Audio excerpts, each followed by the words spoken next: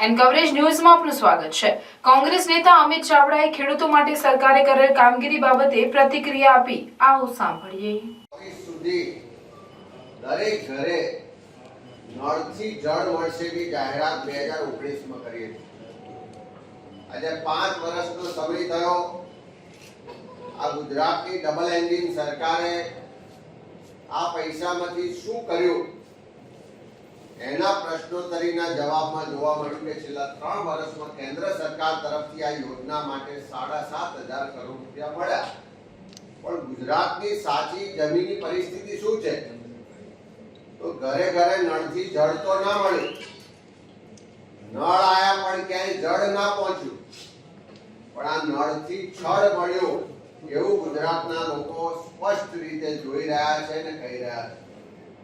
આ નળ સે જળ યોજનામાં ગુજરાતમાં ચારે તરફ ભ્રષ્ટાચાર વ્યાપક પ્રમાણમાં થઈ રહ્યો છે અને આવું અમે એકલા નથી કહેતા, પણ ભારતીય જનતા પાર્ટીના ધારાસભ્ય અને અત્યારે વિધાનસભાના ઉપાધ્યક્ષ જેકાભાઈ ભરવાડે પણ લેખિતમાં જાહેરમાં કીધું કે આ યોજનામાં મોટા પ્રમાણમાં પૈસા ખવાઈ જાય છે, ફક્ત કાગળ પર કામ થાય છે।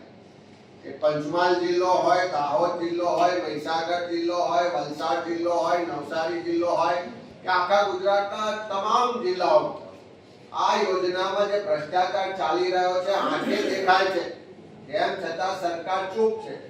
કારણ કે ક્યાંક ને ક્યાંક આ ભ્રષ્ટાચારના પૈસા સરકારમાં બેઠેલા લોકો સુધી પણ પહોંચતા છે। એટલા જ માટે આ ભ્રષ્ટાચાર બાબતે સરકાર ચૂપ છે।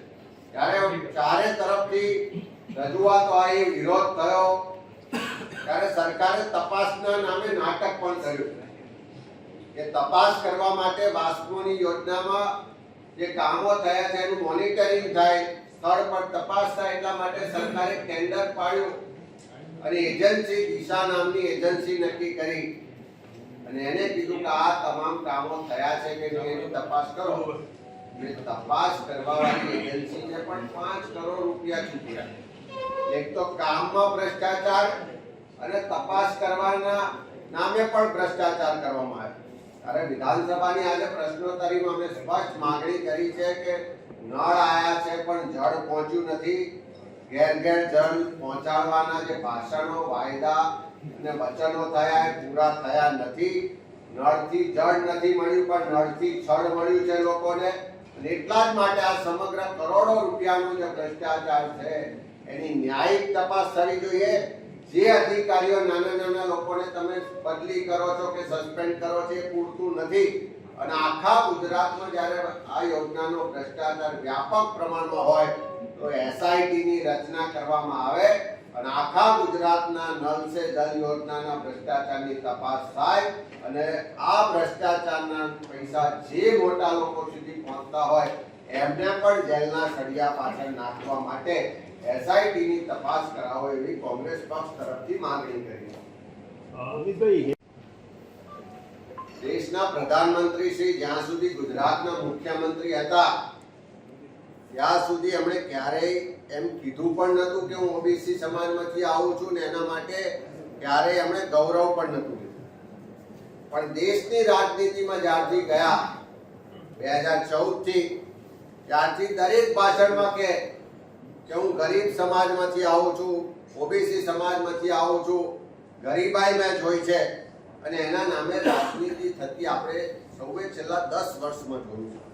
આજે રાહુલજીએ બહુ સાચી વાત કરી કે નરેન્દ્રભાઈનો જન્મ ઓબીસીમાં થયો નથી, કારણ કે એમનો જન્મ થયો ત્યારે એમની જે મોડ ગાંચી જે એમની પેટા જ્ઞાતિ છે એનો સમાવેશ ઓબીસીની યાદીમાં નહોતો। દેશમાં જ્યારે વાજપેયીજીના નેતૃત્વમાં સરકાર આવી ત્યારે કેન્દ્ર સરકારે એની યાદીમાં સમાજનો સમાવેશ કર્યો। જન્મ કરતા પણ નરેન્દ્રભાઈ કોઈ પણ રીતે કર્મે ઓબીસી નથી એટલું ચોક્કસ આંકડા અને પુરાવા સાથે અમે આપી શકીએ છીએ, કારણ કે ગુજરાતમાં લાંબો સમય પોતે મુખ્યમંત્રી રહ્યા છે, આજે પણ એમના પક્ષની સરકાર છે। મારી ચેલેન્જ સાથે ભારતીય જનતા પાર્ટીના તમામ નેતાઓને છે ચેલેન્જ છે કે આ 3 દાયકાના ભાજપના ગુજરાતના શાસનમાં દર વર્ષે બજેટ બને છે.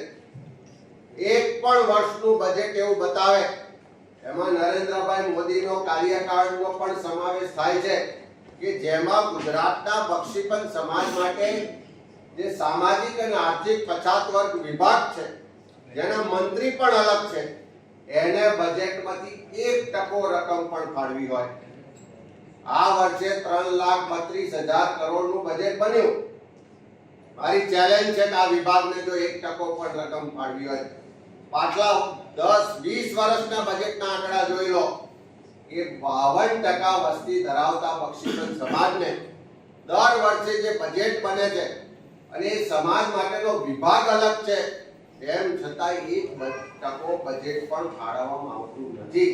એટલે નરેન્દ્રભાઈ જન્મે તો બક્ષીપંચમાં નતા, પણ કર્મે પણ બક્ષીપંચ સમાજની ચિંતા કરવા વાળા રહ્યા નથી.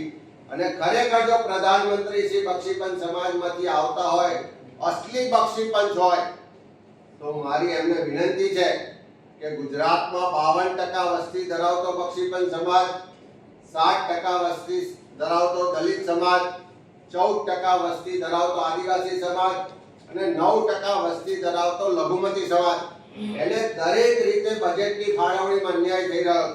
વિકાસના લાભ એના સુધી પહોંચતા નથી. સબકા સાથ સબકા વિકાસ સૂત્ર સારું લાગે છે, પણ મુઠ્ઠીભર લોકોનો જ વિકાસ થાય છે.